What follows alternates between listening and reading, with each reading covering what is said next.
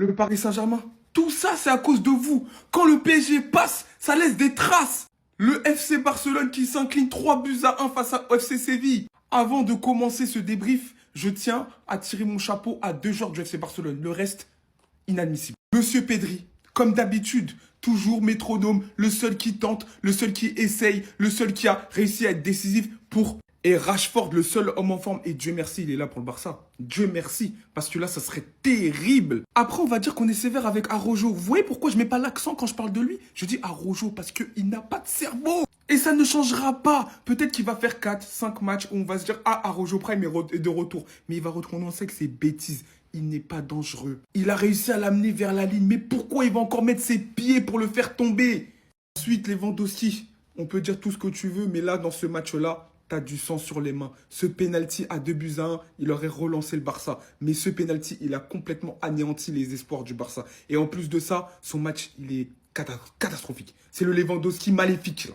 C'était pas Mario, c'était Wario. Aujourd'hui, c'était Wario. Et ensuite, Jules Koundé qui perd le ballon sur ce but de Séville. Même si, est-ce qu'on peut dire qu'il y a faute? Pour moi, c'est un peu compliqué de siffler faute, surtout après visionnage du VAR, parce que c'est pas une erreur flagrante, c'est un duel, il n'y a pas vraiment une grosse faute. Mais au-delà de ça, Koundé, depuis quelques semaines, c'est plus le Koundé de l'année dernière. Il faut qu'il se réveille, clairement. Avec un Frenkie de Jong aussi qui n'a pas été fameux, au milieu de terrain, manqué de connexion avec l'attaque, tu sentais que le Paris Saint-Germain a laissé des traces. Tu l'as senti pendant tout le match. Et là, ça fait une défaite et le Real reprend sa place de leader. Les voisins, vous avez bien profité de la première place. C'est fini maintenant. Quelle performance cataclysmique, et qu'on se le dise, hein, très peu de joueurs méritent réellement de jouer dans cette équipe. Dites-vous, durant tout le match, il a été totalement invisible. Mais vous allez me dire qu'en tant que numéro 9, on lui demande uniquement de marquer des buts. Même le penalty qui lui a été offert à la 75e, avec l'expérience qu'il a pour remettre le Barça à égalité, il le tire mais d'une catastrophique manière. Lui précède qui? L'horrible performance de Araujo. En plus du fait que celui-ci n'arrive absolument pas à capter le piège hors-jeu d'un de ses flics. En première période, c'est lui qui vient commettre le premier penalty. Je me suis carrément demandé si c'était possible d'avoir de telles statistiques pour un défenseur. 0 interception, 0 tacle, 0 tir bloqué, 0 longue passe, 0% de duel gagné. Et son frère nous avait posté une story il y a pas longtemps contre le PSG. Est-ce que c'est toujours la faute de Araujo? Vaut mieux se taire des fois en fait. J'ai pas de photo de lui, mais de même, Dani Olmo. Qu'est-ce qu'il fout sur le terrain? Mais qu'est-ce qu'il fout sur le terrain?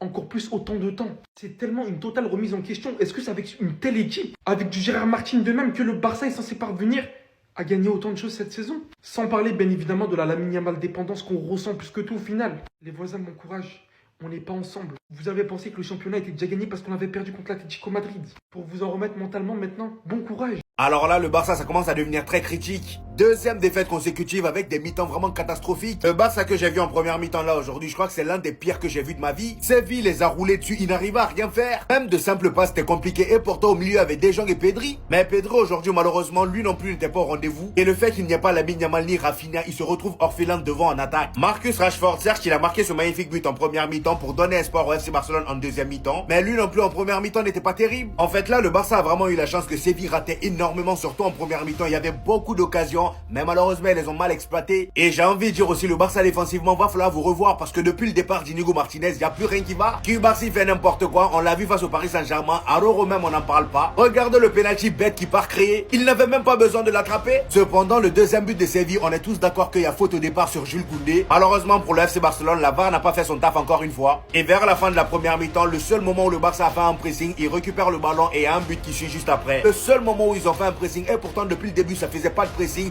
Ils étaient là, ils essayaient de jouer haut comme d'habitude, mais c'est pas efficace quand il n'y a pas de pressing. Pedri lâche une magnifique passe et Rashford fait une reprise magnifique sans contrôle. Après ce but là en deuxième mi-temps, moi j'avais peur pour Séville parce que je me suis dit si ils continuent pas à jouer comme ils ont fait en première mi-temps, ils vont se faire tuer par le Barça. Parce que heureusement les joueurs de Séville sont pas bêtes, ils ont joué exactement comme en première mi-temps. Du moins ils sont pas mis à reculer bêtement, ils ont résisté sur une contre-attaque ratée du FC Barcelone. Il y a un contre pour Séville et le troisième but vient. Très gros match de la part de Séville, première défaite du FC Barcelone en Liga. Nous ça nous va. C'est un scandale. Un scandale. Un immense scandale. Depuis que Flick est arrivé à Barcelone, c'est la première fois de ma vie que je vois le Barça se faire autant laminer dans une rencontre. Mais laminer. Et vous savez que je gueule pas en général sur les contre-performances. Ça peut arriver. Mais là, de voir autant de joueurs individuellement parlant, faire un non-match comme ça, ah non, c'est pas possible. Pas des joueurs de ce talent. Pas des joueurs de cette envergure. Séville a marché sur le Barça. Séville a été très bon, il n'y a rien à dire dans les intentions, le plan de jeu de l'entraîneur, d'aller tous sur Pedri, de masquer Pedri et De Jong, c'était très bien joué. Mais à un moment donné, je suis désolé, quand tu regardes l'expression des joueurs, ils n'avaient pas envie.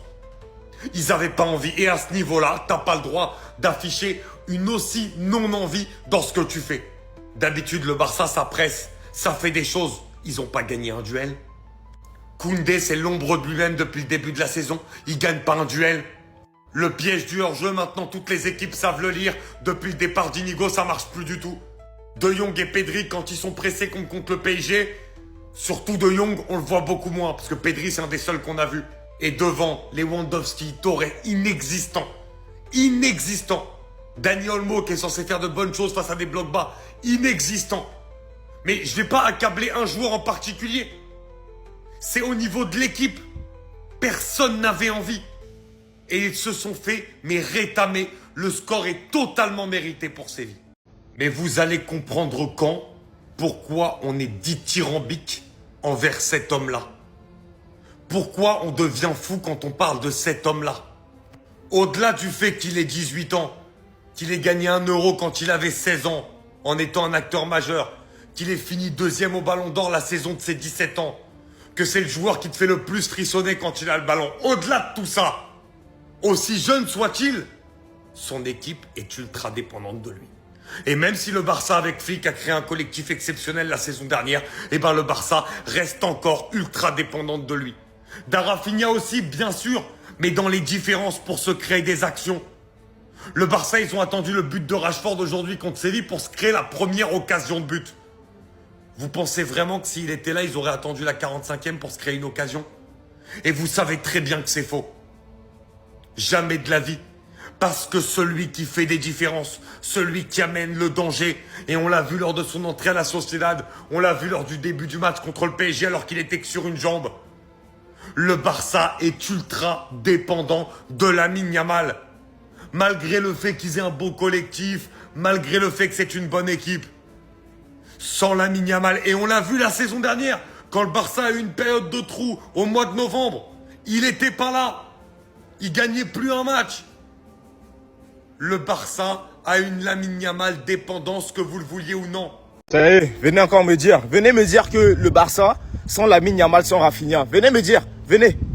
Venez me dire que le Barça, sans Lamine Yamal, sans Rafinha, on est capable de jouer. Les 4 qu'on a pris contre Séville, c'est petit. On méritait 8. Et je suis même pas en train de blaguer. On méritait 8. Je voulais un gros score, qu'on nous chicote. Parce que j'ai honte devant ma télé. Je reste comme ça, je regarde, j'ai honte. La dernière fois, on a perdu contre Paris. Moi, je me suis dit non, j'aime mon équipe, on va se lever. Il faut être là quand on perd. Parce que voilà, ça peut arriver.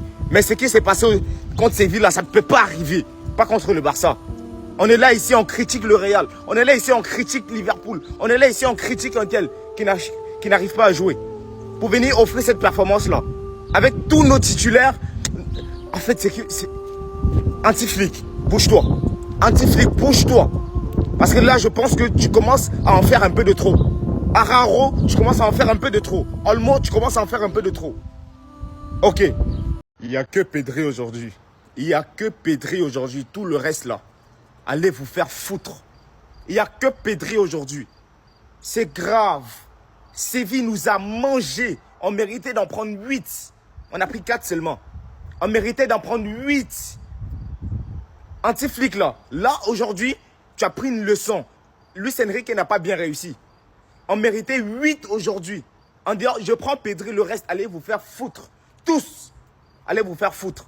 Peut-être Rashford, mais allez vous faire foutre tous. C'est honteux, c'est honteux. Tu peux perdre un match, il n'y a pas de problème. Contre Paris, on a perdu. Je me suis dit, c'est la fatigue. Mais là, aujourd'hui, c'est inacceptable ce qui est arrivé. C'est inacceptable. Anti-Flick, là.